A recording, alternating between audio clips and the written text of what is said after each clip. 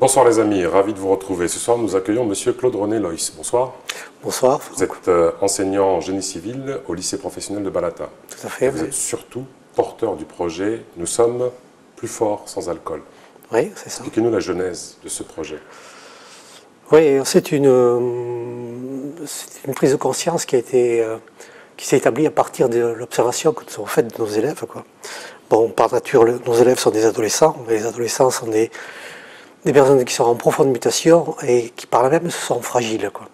Et dès qu'elles ont un problème, elles sont très vite tentées d'utiliser des psychotropes. Et c'est à partir de notre vécu, à partir de ce que nous avons vu, nos élèves, nos difficultés, les difficultés qu'ils ont eues, que nous avons dit il faut qu'on fasse quelque chose, quoi. On ne peut pas laisser comme ça, quoi. Nous avons aussi un élève qui est mort carrément, quoi, dans un milieu qui est sous le système, quoi. C'est un milieu para-alcool, j'ai envie de dire, parce qu'il y a beaucoup d'alcool qui coule dans ces milieux-là. Alors vous dites que dans notre société, il y a presque une nécessité indiscutable aujourd'hui, c'est celle de consommer de l'alcool. Pourquoi? Comment vous l'expliquez?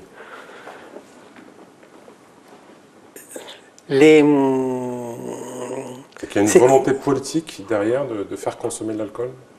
Alors, aujourd'hui, effectivement, en France, mais bon, dans beaucoup d'autres pays, l'alcool joue un rôle particulier. C'est un antidépresseur qui est vendu sans ordonnance, quoi. C'est-à-dire que dès qu'on a un malaise, dès qu'on souffre psychologiquement, on a tendance à s'orienter vers des... on cherche des solutions. Bon, il y a plusieurs types de solutions qui dérivent des fois vers des addictions, quoi. Mais bon, l'alcool, le tabac et les autres stupéfiants, effectivement, sont des moyens, sont les premiers moyens auxquels on a recours. Et c'est vrai que dans notre pays, il y a toute une... espèce de convivialité, les apéritifs quasi obligatoires. Non mais, je devine de quoi vous parlez, parce qu'effectivement, dans un apéritif, quand quelqu'un dit « non, je ne bois pas d'alcool », ici, c'est considéré comme surprenant.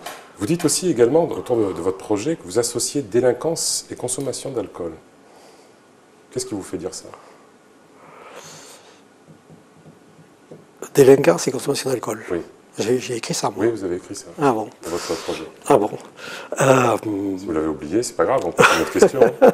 Parce que, pareil, vous dites que sur un rapport de M. Pierre Kopp, la consommation d'alcool entraîne une forme de désagrégation de la société.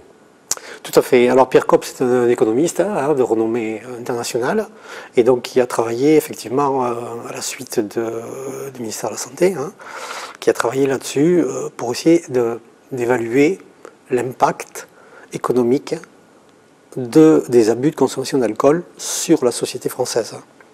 Et il arrive à un chiffre hallucinant, un chiffre qui est difficile à croire, quoi, tellement il est important, puisqu'il arrive au chiffre de 120 milliards d'euros par an. Alors 120 milliards d'euros, bon, on ne sait pas à quoi ça correspond. Deux fois le budget de l'éducation nationale, par exemple. Ouais, c'est aussi le prix de la construction de 2000 lycées par an pour la France entière, quoi. 2000 lycées, le prix de la construction de 2000 lycées. Donc c'est un chiffre énorme, quoi. Donc l'alcool, effectivement, joue un rôle extrêmement important dans le fonctionnement de la société française, quoi. Vous êtes aussi un peu le porteur d'un combat qui est celui de la lutte contre ces pubs omniprésentes vantant l'alcool.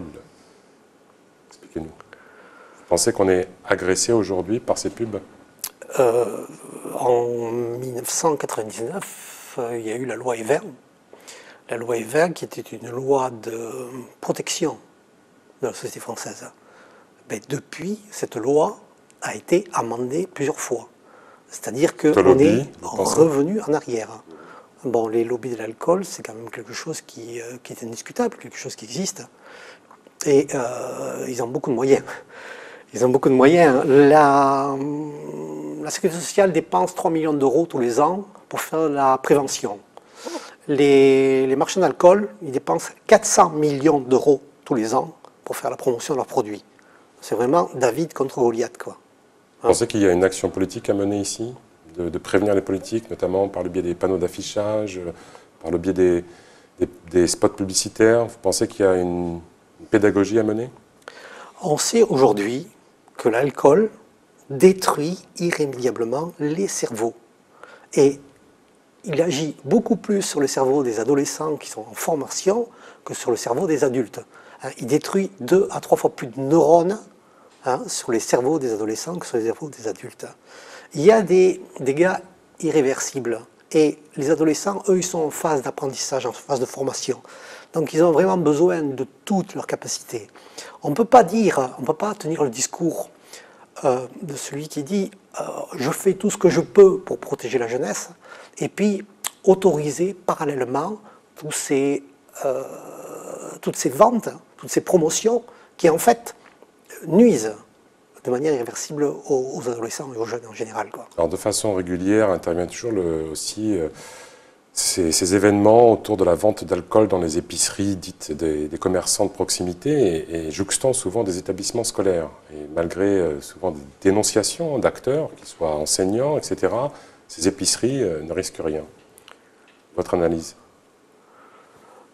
Vous l'avez vous-même constaté? Oui, bien sûr que nous l'avons constaté. D'ailleurs, c'est ce qui est à la genèse de notre projet, quoi.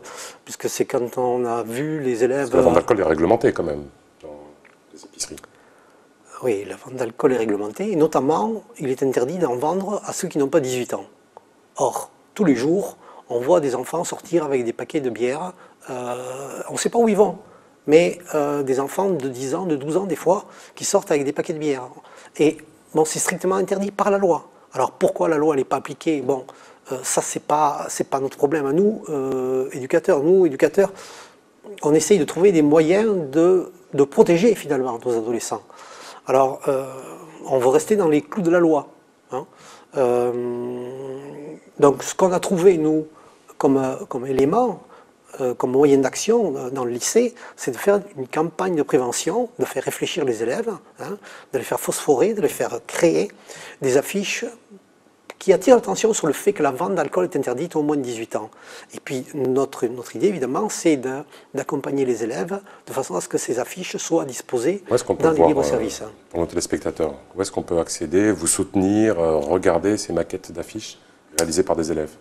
Alors, le projet que nous continuons encore cette année, puisque ça a démarré il y a 2 ans, le projet grâce à l'Agence régionale de santé et à la mairie de Matoury, au DSU de la mairie de Matoury, nous sommes en train de dupliquer donc ces affiches pour pouvoir les disposer et dans les établissements scolaires et dans les libres services de la commune de Matoury. Oui, parce qu'actuellement, nous sommes soutenus par la mairie de Matoury. Et si d'autres communes souhaitent bénéficier de ces affichages, on est tout à fait ouvert, il n'y a aucun souci, au contraire. Donc comment on vous joint?